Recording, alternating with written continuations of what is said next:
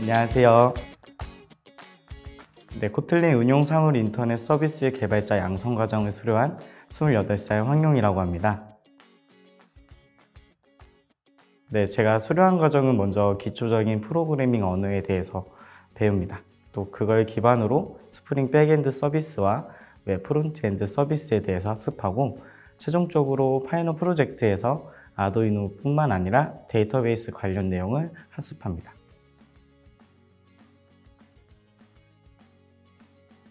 IT가 우리 일상에 많이 녹아있다는 것은 알고 있었지만 솔직히 어느 법인까지 IT와 이제 관련이 되어 있는 업종인지는 확실히 몰랐었어요. 근데 이제 과정을 학습하면서 우리 생활의 많은 부분이 다양한 IT 기술들과 함께 공존한다는 걸 알 수 있었어요.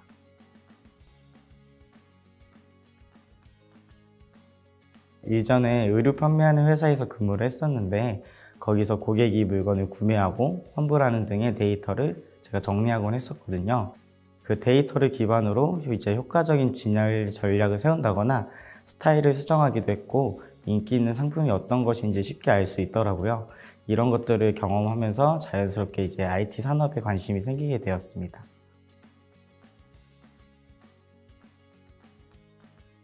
요즘 IT 분야 기술을 배울 수 있는 오프라인과 온라인 교육 기관들이 많은데 완전 아무것도 몰랐던 저는 이것조차 쉽게 선택하기가 어렵더라고요. 인천일보 아카데미의 경우 상담 이후에 좀 확신이 생겨서 선택하게 되었어요.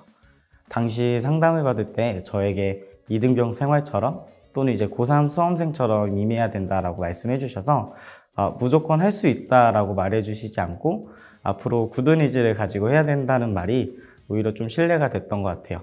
그 말 덕분에 IT 분야에 도전하기 위한 좀 마음가짐을 다질 수 있었습니다.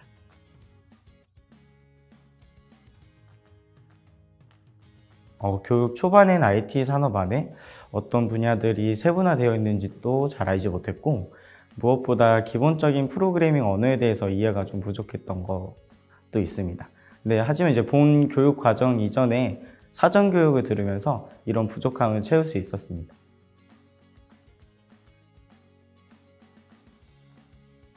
사전 교육은 이제 저와 같이 비전공자들을 위해 준비되어 있는 단기 교육 프로그램인데요. HTML 그리고 자바스크립트, CSS와 같은 좀 기초적인 것들을 개강 전에 약 일주일 정도간 배울 수 있는 훈련이고요. 저는 이제 이 2주 동안에 이제 기초를 잘 다질 수 있어서 좀 개인적으로 만족스러웠습니다.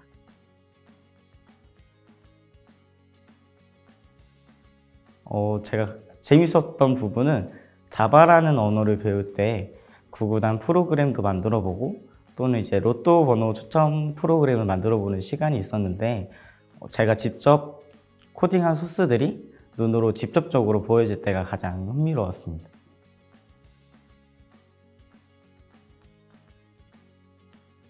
제가 처음 시작하면서 이제 언어의 기초를 배울 때 어려움보다는 재밌게 공부했던 기억이 있고요. 네, 하지만 이제 중간 심화 과정인 개발 환경 구축 부분에서는 좀 이해하는 데 어려움이 있었어요. 그 개발 환경 구축하는 부분은 간단하게 좀 프로젝트를 만들기 위해 설치해야 되는 환경이라고 생각하시면 될 것 같아요.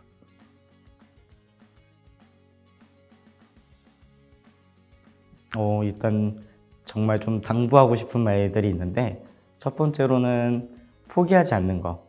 나는 이제 비전공자라 이해가 안 된다는 마음으로 임하다 보면 정말 포기하고 싶어질 때가 많은데 조금 끝까지 포기하지 않고 수료한다면은 마지막쯤에 이해가 되니까 절대 포기하지 마시고요. 두 번째로는 그날 배운 수업은 꼭 복습하기.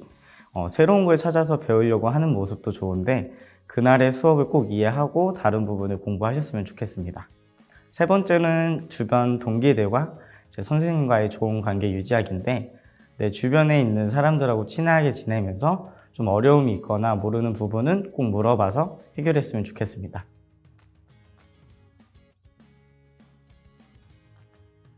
인천일보 아카데미의 발빠른 대처가 좋았던 점이라고 생각했어요. 저 같은 경우는 대면 수업을 진행하다가 코로나 거리두기 단계가 강화되면서 바로 비대면 수업으로 전환이 되었는데, 저도 비대면 수업이 처음이었고 아카데미 측에서도 처음으로 진행되는 환경이었지만 좀 발빠른 대처에 놀라웠고요. 수업 내용이라든지 출결 부분에서 크게 문제가 발생하지 않았는데, 그때 아카데미 안에서 발빠른 조치와 제공되는 학습의 질 면에서 좋았다고 생각합니다.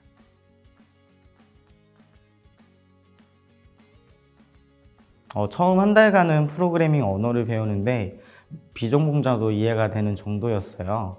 근데 그 이후에 심화 과정을 학습하면서 난이도가 높아 이해하는데 좀 어려움이 있었습니다.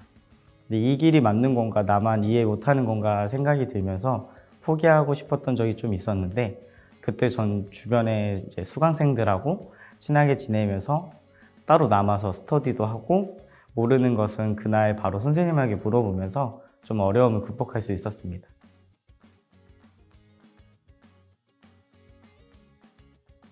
팀원들과 여러 의견을 나누면서 좀 코로나로 인해 피해를 많이 입은 업종을 주제로 큰 틀을 잡았었는데, 팀원들 모두 영화를 좋아해서 자연스럽게 영화 페이지를 만들자고 의견이 모아졌고요. 저희는 이제 소통이 가능한 영화 페이지를 만들었는데, 기존 영화 홈페이지에서는 소비자와의 소통 공간이 없어서 좀 아쉬워서 사람들과의 원활한 소통 게시판을 추가적으로 만들어 보자라고 했습니다.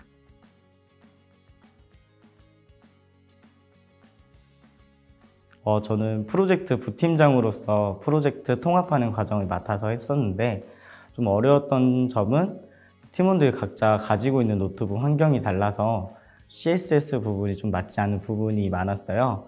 그거를 일일이 수정하는 부분이 어려웠던 것 같고, 또 모두 같이 모여서 회의를 진행할 수가 없었기 때문에 개개인에게 직접 연락하고 시간 조율하는 부분이 가장 어려웠던 것 같아요.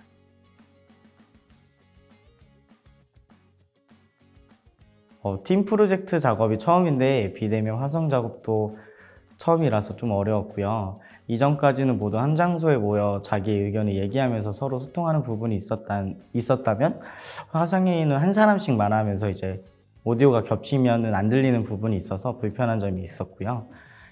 하지만 또 새로운 경험이라 생각하면서 적응하려고 노력했습니다.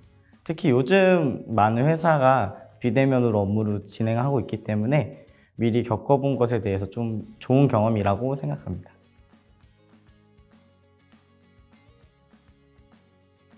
네, 과정을 수료하고 나서 잡코리아나 사람인 등 구직 홈페이지에 들어가게 되면 정말 들어보지 못한 단어들이 많다는 것을 느끼게 되었고요. SI, SM 등등 물론 기본적인 언어라든지 우리가 배웠던 과정들을 활용하는 것은 맞지만, 이력서를 넣으면서 이 회사가 어떤 회사인지 정확히 모르는 부분이 많이 있었어요. 이때 취업 컨설팅을 통해 좀 기업 분석 자료를 받을 수 있었고, 몰랐던 회사 업무 소개를 이해할 수 있었고, 또 비로소 제가 정말 원하는 곳에 선택해서 지원할 수 있었고요. 특히 기업 분석 자료를 받을 수 있었던 점이 가장 도움이 됐던 것 같습니다.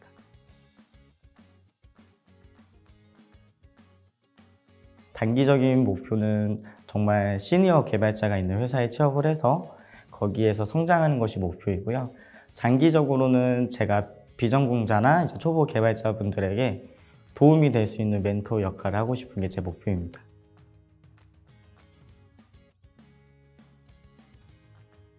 지금 이 영상을 보고 계시는 수강생 여러분, 앞으로의 미래가 걱정이 되면서 정말 여기서 내가 잘할 수 있을까 망설이는 분들도 일단 시작해보라고 말하고 싶고요.